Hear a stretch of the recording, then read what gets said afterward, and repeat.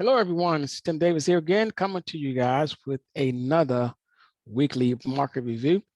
It's probably going to be a quick one because nothing has changed. The overall market is still under control by the bears. In other words, the bears are still in control of this overall market, believe it or not. And there's a lot of reasons why. And but we're going to stick to the technicals right now and show you guys what the technicals are showing us. And it pretty much coincides with everything that's going on economically and geopolitically. So here is the a chart of the VIX. And for those of you guys who need to know, today is March the 6th, 2022, around 4:50 p.m. on a Sunday evening that I'm doing this market review. So I wanted to start off by showing you guys a weekly chart of the VIX. We're watching a weekly chart now because there's a definite uptrend that the VIX has been showing, and it has not let up yet. And I wanted to point that out by looking at this weekly chart to show that there's a upward channel that the VIX has been traveling in now for a couple of weeks, several weeks. And I kind of like highlighted it with these dashed lines here to show you guys after we got the big push in January, the VIX pulled back, but only back to a level of support and started marching right up this channel. As you can see, we are in this tight channel, in an upward trend channel on the weekly chart of the VIX. So we were in this upward trend, and it's like we're probably going to remain in this channel for a bit here. Let's see how this plays out. But every time we hit the top of the channel, we normally pull back and we go right back up to the top of the channel. So we'll see how this plans out.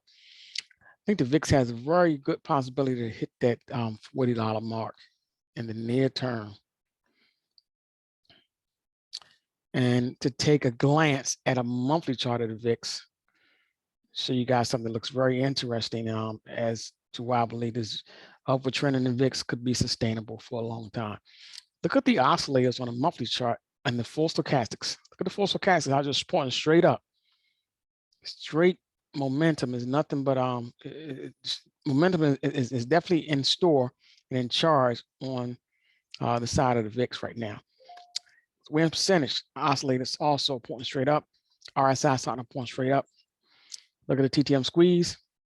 Slowly but surely, it looks like it's ready to possibly go green. I mean, start go light blue on the TTM squeeze. So in other words, these yellow bars like they're about to turn to the upside and pop above the zero line and start to turn light blue on the monthly chart.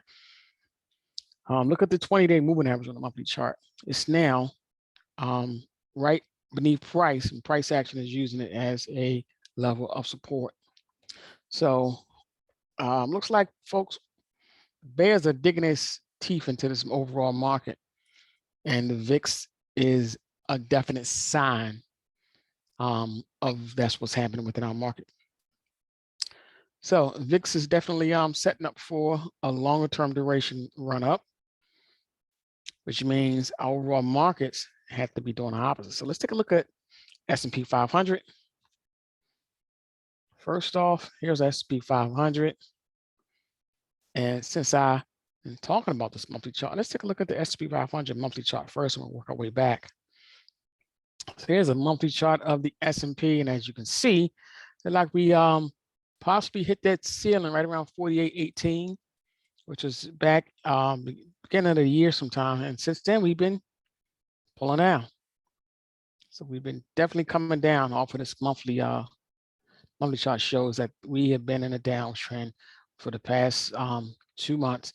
Looks like the monthly chart is ready to test the 20-day moving average. So March is going to be a big test for the S&P and overall markets. If the monthly chart get a break below this 20-day moving average, folks, we are definitely going to be in store for some big time pain. And I mean, this market, if we drop below that on a monthly chart, folks, it's lights out for this market. We may be in a sustainable downtrend for a while. I mean, a long while, maybe over a year. So let's see how that pans out. And as you can see, the daily chart of the S&P, it's in the middle here. We have the This yellow line, which is my 20-day moving average, is now starting to cross below the 200-day moving average. And look at that, the 50-day is right behind it. So definitely not looking good for over S&P. Look at Dow Jones. Dow Jones, middle chart here again is my daily chart. Again, we already have the 20-day that already has crossed below the 200-day on this daily chart. And it looks like the 50-day is not too far from it. It's like it's about to cross as well. Let's go right to our Nasdaq, because the Nasdaq is like it's really been in a funk, much more so than the other two that we just mentioned. Here's our Nasdaq. Look at that. Nasdaq got the depth cross, which is the 50-day moving average crossing below the 200-day. We got that around February the 22nd. So the Nasdaq has been in a heck of a funk since February 22nd, with that 50-day crossing below the 200-day, showing that we are definitely in bear market territory and in store for probably a lot more pain ahead, especially for the Nasdaq composite. All right, let's take a look at the Russell real quick. Here's our Russell, and this one has been in the basement the longest. Here's a daily chart of the Russell. The Russell got his depth cross back around the end of January, around about January the 24th or 25th. We got the blue line crossing below the red line, which is the 50-day crossing below the 200-day.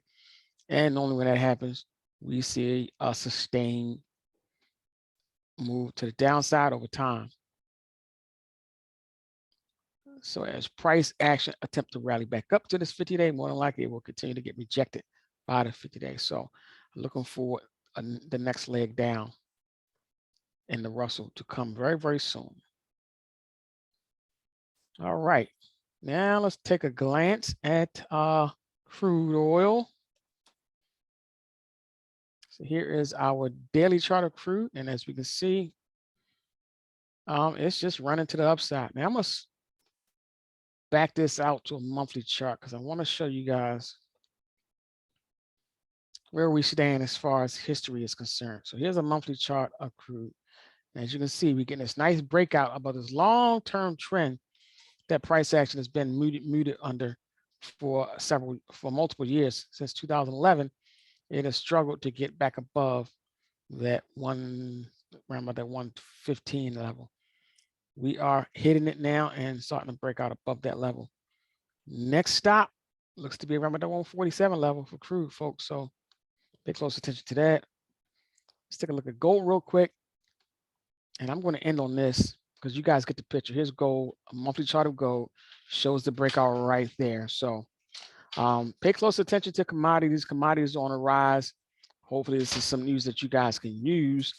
And real quick video, and I will catch up with you guys on the next video.